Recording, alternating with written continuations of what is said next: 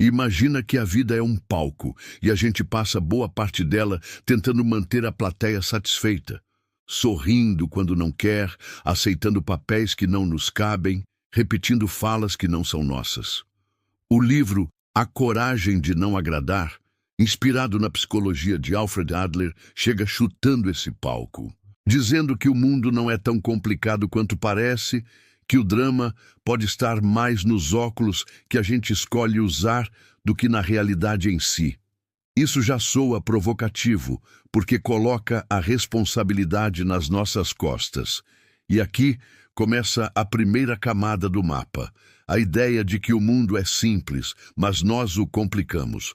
Parece ingênuo, mas pense bem. Quantos problemas que você chama de grandes não são, na verdade, uma questão de interpretação, de peso que você decidiu dar? Esse é o ponto cego número 1. Acreditamos que somos reféns das circunstâncias, que o passado nos determina, que o trauma nos define, que o que sofremos é um carimbo que nunca sai da pele. Mas Adler diz o contrário. Não é o passado que molda o presente, são as metas que você estabelece agora que dão forma ao que você sente. Forte, né? O amigo que se tranca no quarto não é vítima do que viveu, mas de uma escolha, consciente ou não, de se manter fechado. E aí vem a virada incômoda. A infelicidade, em grande parte, é uma decisão, dura de engolir, mas libertadora. Porque se você escolhe, pode escolher diferente. Só que existe um viés escondido aí. Quando ouvimos isso, a mente reage em defesa. Quer dizer que eu quero sofrer, que eu escolhi essa vida desgraçada. Parece ofensivo, parece injusto. Mas talvez esse seja o segundo ponto cego, confundir responsabilidade com culpa. Não se trata de culpa, mas de poder. A gente não escolhe o que vive, mas escolhe o que faz com o que viveu. Esse deslocamento de foco é o que tira a gente do determinismo e abre espaço para a ação.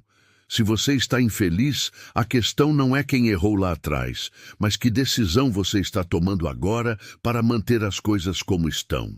E aqui entra o que eu faria no seu lugar, na prática. Primeiro, observar onde você está se escondendo atrás de justificativas. Aquele se eu tivesse mais tempo, se eu tivesse outra infância, se eu fosse como fulano. Essas frases são escudos que protegem do risco da mudança. Ação concreta. Pega um desses "se" que você repete e, em vez de deixá-lo suspenso no ar, transforma em teste. Se eu tivesse tempo, escreveria um livro. Então escreve uma página hoje, mesmo sem tempo. Se eu fosse mais confiante, me relacionaria melhor. Então testa uma pequena exposição ao desconforto hoje, sem esperar a confiança brotar do nada. A coragem começa no ato, não no sentimento.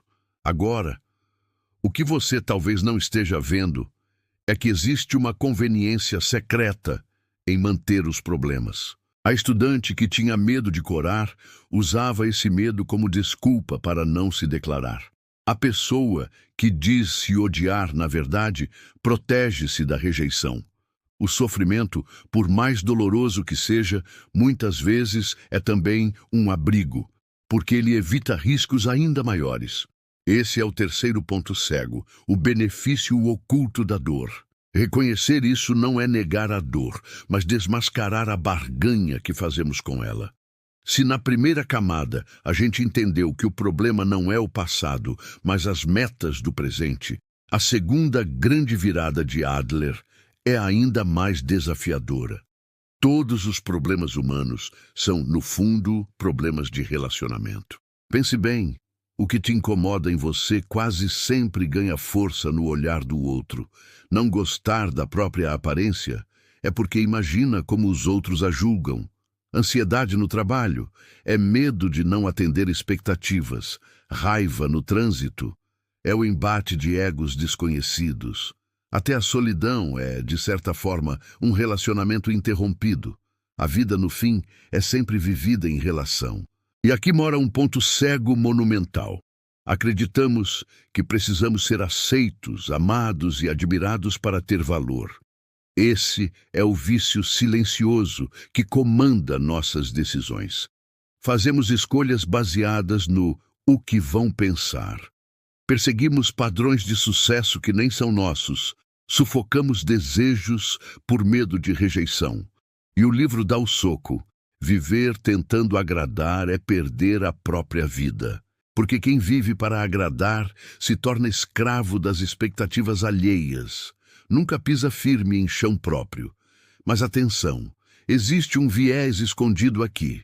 Quando ouvimos não agradar, tendemos a pensar em rebeldia, em grosseria, em cortar laços. Não é isso. A coragem de não agradar não é sobre viver contra os outros, mas sobre viver consigo mesmo sem depender da aprovação.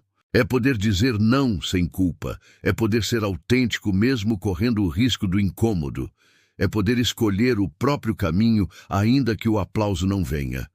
Esse é o quarto ponto cego, confundir liberdade com isolamento.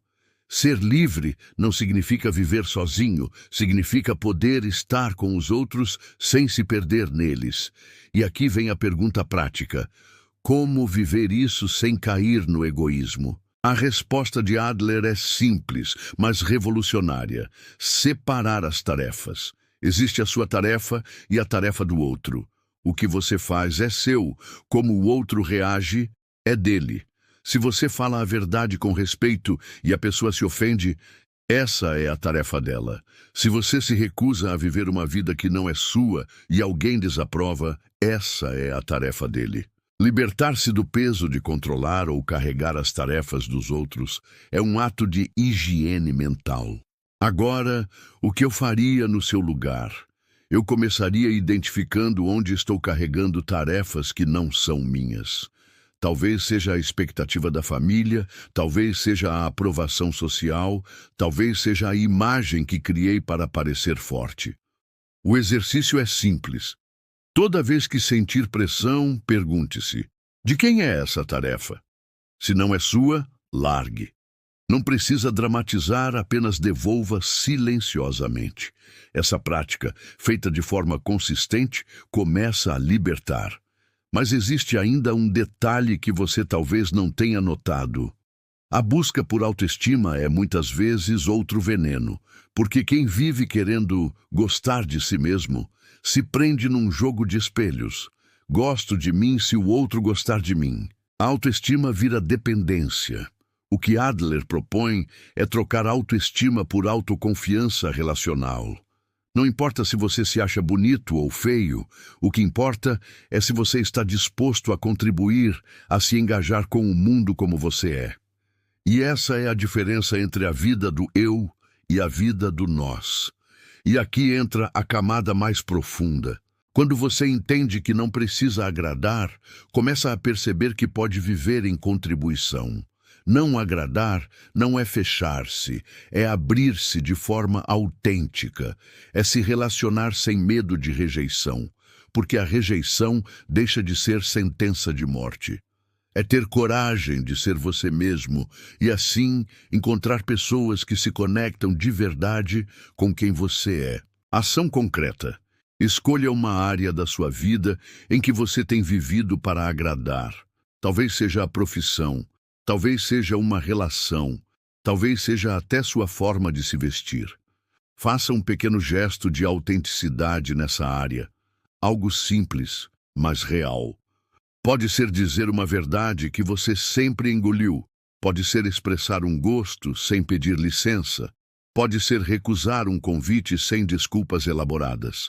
O gesto em si é pequeno, mas o impacto interno é gigantesco. Você começa a provar a si mesmo que não depende da aprovação para existir. E agora, o que mais você deveria saber? Aquilo que talvez nem pensou em pedir. Primeiro, que haverá resistência. Quem sempre contou com a sua docilidade, com a sua adaptação, vai estranhar quando você começar a se posicionar.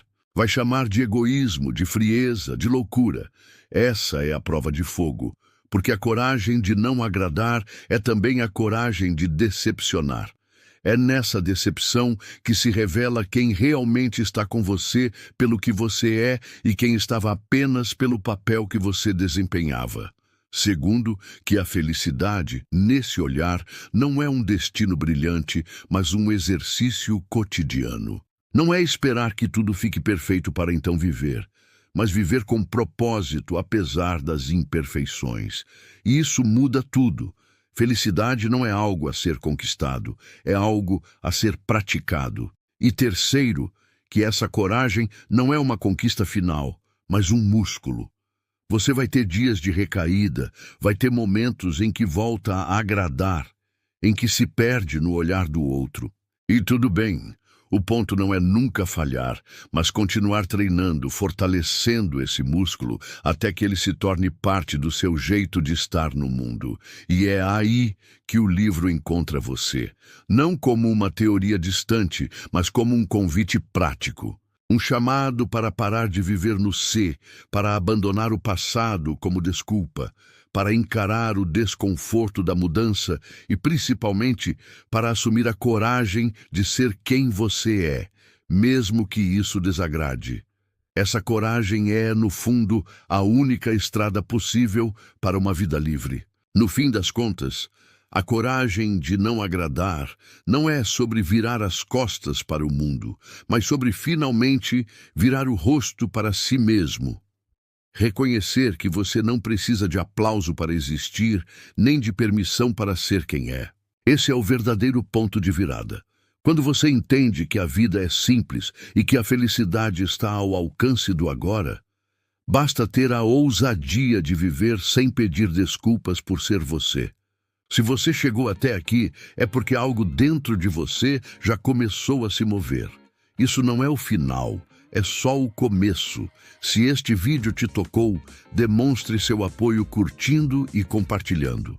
E para selar o seu compromisso com a sua própria liberdade, deixe aqui nos comentários: escolho a coragem de ser eu mesmo.